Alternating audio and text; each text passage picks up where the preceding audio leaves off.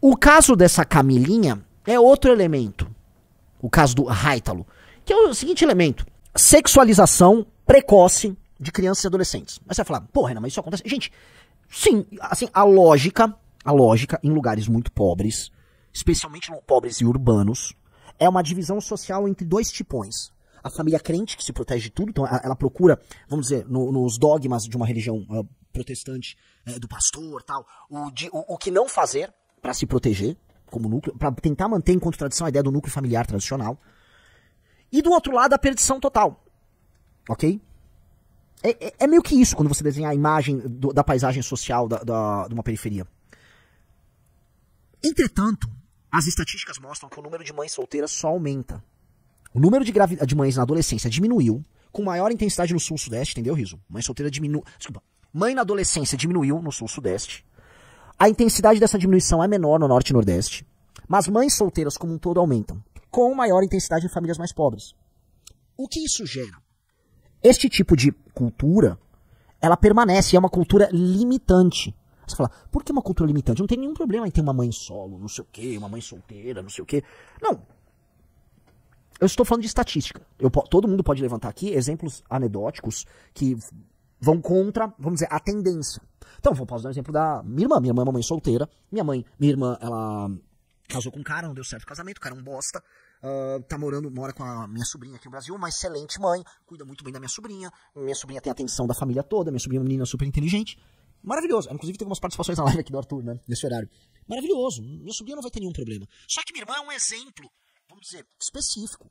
Na média, há uma incidência maior de problemas psicológicos em crianças oriundas de arranjos familiares que não têm pai. E mais, meninos pobres, especialmente na idade, que eles... Vou usar aqui a live do Arthur, atenção. Eles não estão com o córtex pré-frontal completamente desenvolvido, isso é verdade, tá? Eles não têm os freios inibitórios ali. O processo de racionalização deles não está completo. Esses meninos, tá? Nessa faixa de 15 a 24 anos, quando, especialmente em famílias mais pobres, e especialmente com famílias constituídas de mãe sem a figura paterna, a incidência desses meninos no crime é muito maior. E quem são os meninos que vão parar no crime? Em geral, os mais burros, tá? Em geral, há quase uma coisa do incel no crime. O menino meu, perdido e tal. Ele se torna uma mão de obra barata pro crime. Por que esse cara entra pro crime? Porque ele é mão de obra barata. Ele é mão de obra barata pro crime. Em geral, crianças oriundas dessas famílias, desses arranjos familiares incompletos, eles vão performar pior na escola. Todos os instrumentos de medição que você vai ter vão demonstrar uma piora. Menos disciplina, maior rebeldia, participação, incidência em crime muito maior dos meninos e tal. As meninas vão ter uma dificuldade em se relacionar com homens também na vida, todo mundo sabe disso. E aí o que nós temos? Eu cheguei a publicar isso no Twitter, tá? É um ciclo, né? É um ciclo que a novinha altamente... Aqui, ó, isso aqui, esse ciclo vai do Oruan até o Haitalo, o Ítalo com HY. A novinha sexualizada vira mãe solteira que gera um menino problemático que entra pro crime em busca da novinha sexualizada que gera um menino problemático que entra pro crime em busca da novinha sexualizada que gera um menino problemático que entra pro crime, entendeu? É um ciclo. É um ciclo. E o que tem, assim, o que fecha esse ciclo? A ausência paterna, tá? Veja que sempre surgem as pessoas com o exemplo anedótico, né? Eu achei uma exceção legal. Você está dizendo que todo filho de mãe solteira é criminoso? São 11 milhões de mães solteiras. Não, seu burro, eu não falei isso. São esses argumentos assim, meio chongos que me assustam. De aproximadamente 5,5 milhões de meninos, existem 11 mil jovens em privação de verdade, o que equivale a 0,2% de 5 milhões. Vamos lá, cara. Primeiro que, assim... Quando eu digo que existe uma correlação que cria uma causalidade, não é que todo menino...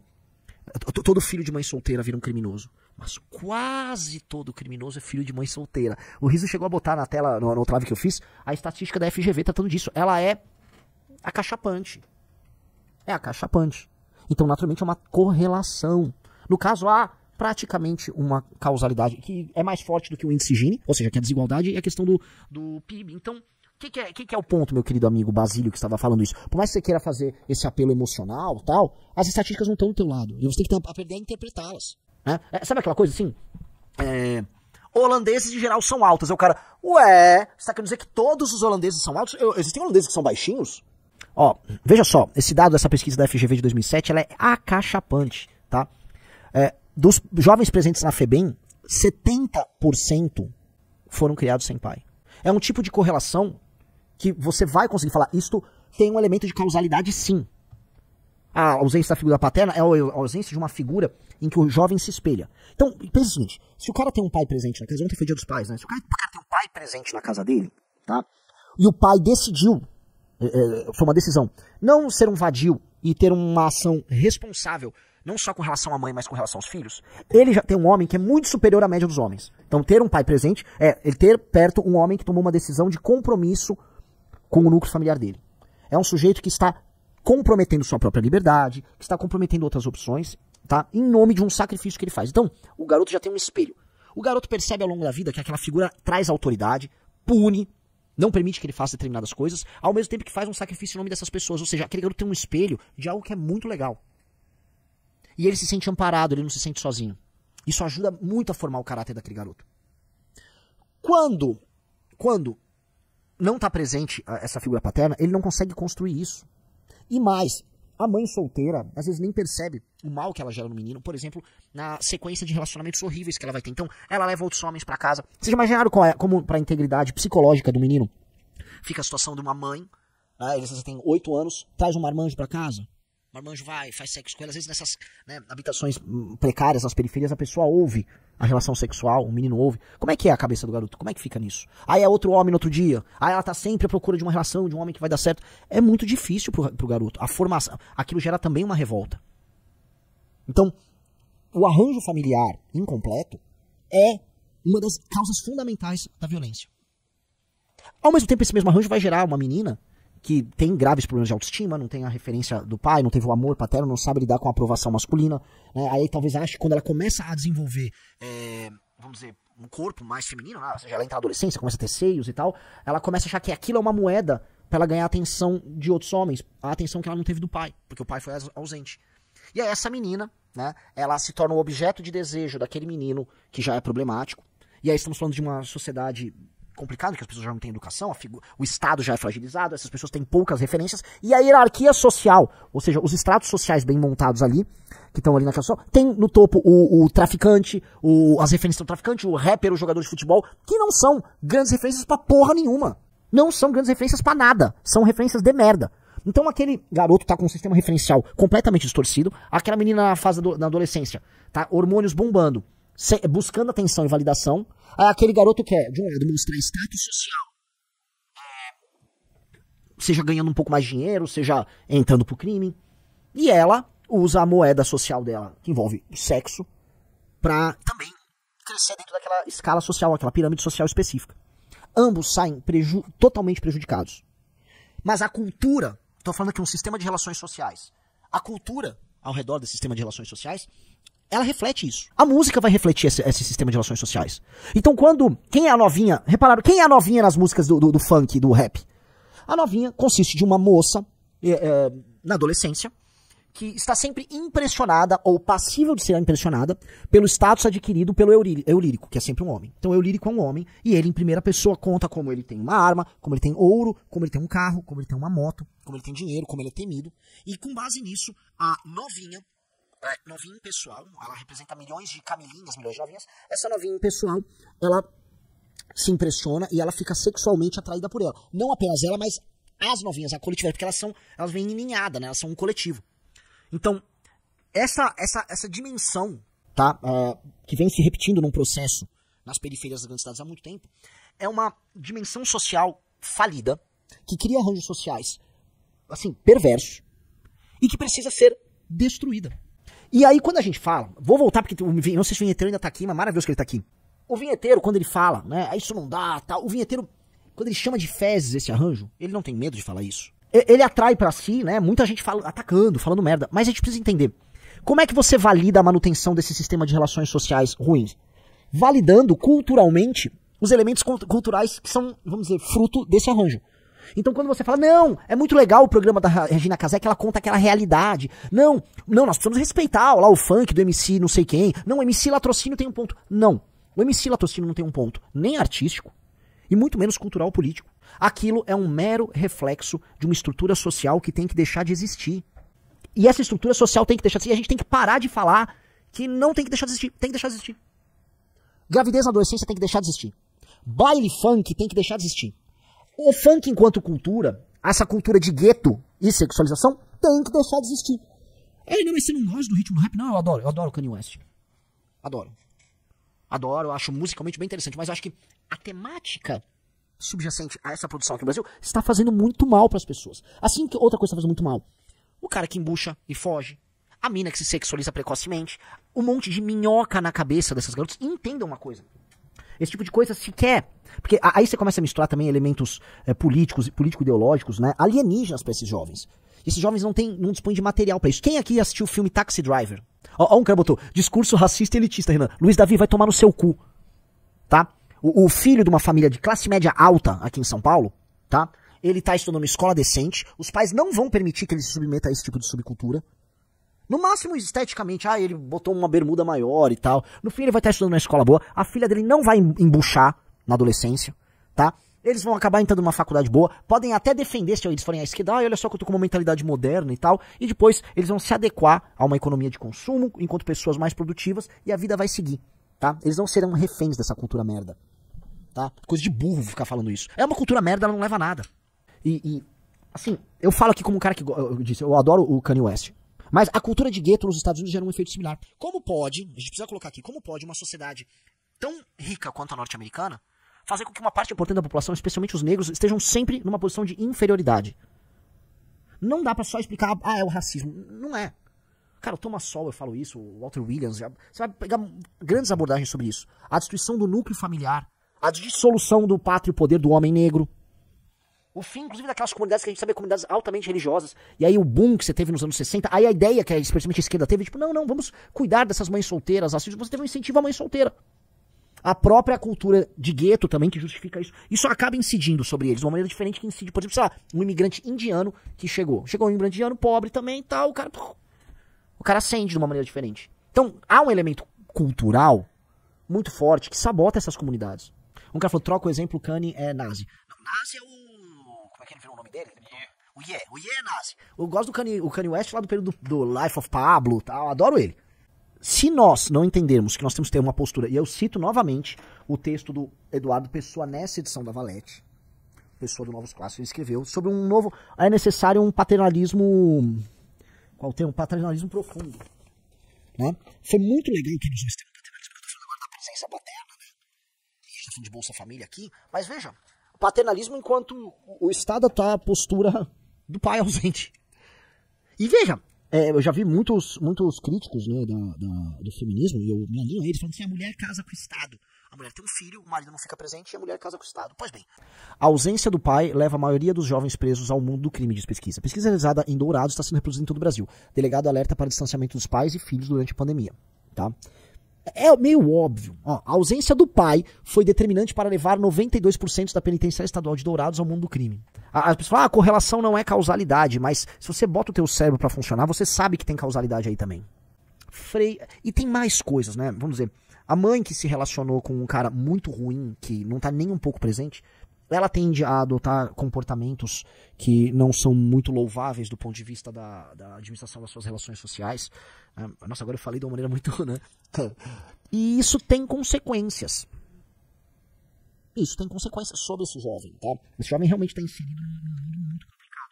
O pessoal fala Taxi Driver. Eu tinha citado o Taxi Driver, né? O Taxi Driver, quem assistiu o Taxi Driver, digite um. Grande filme. No Taxi Driver, o herói do filme, né? O Travis Bickle, ele tá em busca de uma causa, né? É um homem em busca de uma causa. E aí ele encontra numa menina de 12 anos a causa, né? Ela tá sendo explorada por uma espécie de um gigolô, né? Como é que chama o cara que cuida das prostitutas mesmo? Cafetão, ele é explorado por um cafetão, ela tem um relacionamento abusivo com o cafetão dá drogas pra ela é apaixonada pelo cafetão. E aí quando o Travis Bickle senta com ela pra conversar, pra entender a vida dela, ela argumenta, veja só, isso é um filme do começo dos anos 70, acho que foi gravado em 74, 75, 73, por aí.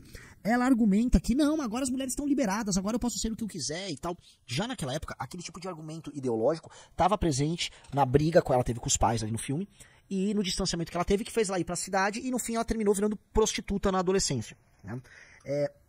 Eu digo isso porque, naturalmente, você tem uma influência ideológica sobre esse processo. Já lá nos Estados Unidos. Só que isso vem pra cá. Naturalmente, né, eu não vou falar que foi a ideologia feminista que gerou essa sociedade doentia, porque eu estaria mentindo. Esse tipo de relação social trágico, né, a mãe na adolescência, a mãe grávida sem presença do pai, ele é um arranjo de mundo cão e incivilizado, que faz sentido ter se ampliado muito, porque durante o período, olha só que interessante, durante o período de êxodo rural muito forte que o Brasil teve, ou seja, nos anos 50, o século XX foi um século do êxodo rural no Brasil, as pessoas saíram do campo e foram para a cidade. Essas pessoas, quando foram para a cidade, as pessoas mais pobres, imagine, você tem uma periferia de São Paulo, aí sai uma moça do interior do Ceará, outra do interior da Bahia, outra do interior de Minas, outra sai do Rio, todas essas pessoas não têm onde ficar, elas se acumulam em favelas. Elas não têm mais o núcleo social, elas não têm mais a presença da igreja, elas não têm mais a figura dos pais por perto. Aí essas pessoas saem construindo novos sistemas de relação social, desamparadas, atomizadas. E aí, cara, é o caos total, porque você não tem mais freios inibitórios, as pessoas estão ali perdidas. O lugar, né, assim, uma favela é um lugar em que não há espaço para individualidade, as casas são, vamos dizer, nem dá pra chamar aquilo de casa. Então tudo aquilo fomentou este problema e este problema explodiu. Tanto que é muito interessante, porque o boom está acontecendo especialmente nos anos 70 e 80. As crianças, o boom do êxodo rural acontece nos anos 70 e 80, e as crianças geradas nesse processo, tá? Uma massa de meninos com ausência de pai e muito pobre morando na periferia, são justamente os rapazes que lideram o aumento rompante, bizarro da violência que nós tivemos em São Paulo nos anos 90. A violência nos anos 90 e começo dos anos 2000 em São Paulo era insuportável. Diminuiu muito. Mas você teve um salto no número de homicídios e crimes violentos bizarro nos anos 90. Bizarro, grotesco. E quem eram? Quem estavam cometendo esses crimes? Os filhos desses arranjos mal feitos de pessoas que migraram do interior para as cidades grandes, atomizadas, perdidas em lugares em que a situação é absolutamente desumana. E mais, o Brasil não resolveu esse problema, porque é um problema de infraestrutura também, de adequação urbana, e, cara, isso não foi resolvido. E mais, há de se correlacionar a isso. Possivelmente, essa queda lenta e gradual que nós estamos tendo no número de homicídios se dá também porque a natalidade nesses centros urbanos, nessas comunidades mais humildes, diminuiu. Então tem menos rapazes nascendo, portanto, menos meninos problemáticos que podem ser capturados pelo discurso do crime ou estarão numa situação de instabilidade tal que cometem crimes violentos. Então, voltando isso pro Felca, pra gente chegar aqui, né? Isto tudo que eu estou falando representa um Brasil que tem milhões e milhões e milhões e milhões de pessoas e que tem em si uma expressão cultural. Eu já expliquei pra cultura da novinha, a cultura do funk. Existe uma expressão cultural que reflete esse mundo e que turbina esse mundo. Há também a demanda das redes sociais, agora eu vou falar de um elemento algorítmico, por sexualização. Meus amigos, do Twitter, né, ao Instagram, é tudo soft porn. Vamos falar a verdade. É tudo soft porn. O que é... No Twitter você tem pornografia aberta, mas no Instagram você tem soft porn, você tem, do nada, agora você tem influenciadores. Eu já vi isso, influenciadoras de inteligência artificial seminuas, que parecem o tempo todo estar na beira ali da adolescência pra idade adulta. Isso está acontecendo. As redes sociais permitem isso.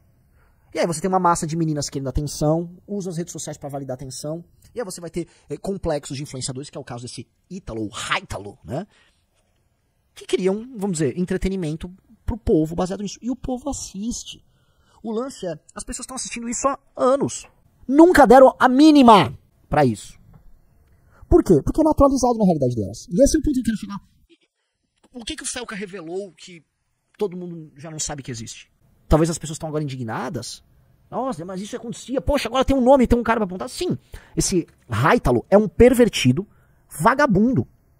Mas quantas milhões de outras pessoas também não o são? Não só consumindo isso, mas permitindo. Quantas mães que permitem que a sua filha com 14 anos vá pra um baile, ou que já esteja tendo uma atividade sexual recorrente, não são permissivas com esse tipo de cultura? Quantos pais que não ligam, que negligenciam o crescimento dessas suas filhas, também não ligam pra isso? Quantos professores, agentes públicos, políticos, não validam isso?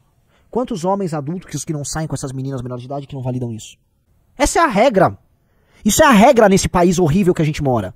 Nesse mundo cão que a gente mora. Essa é a regra. Você e o teu arranjo familiar um pouco mais estável, você é exceção. Essa é a regra.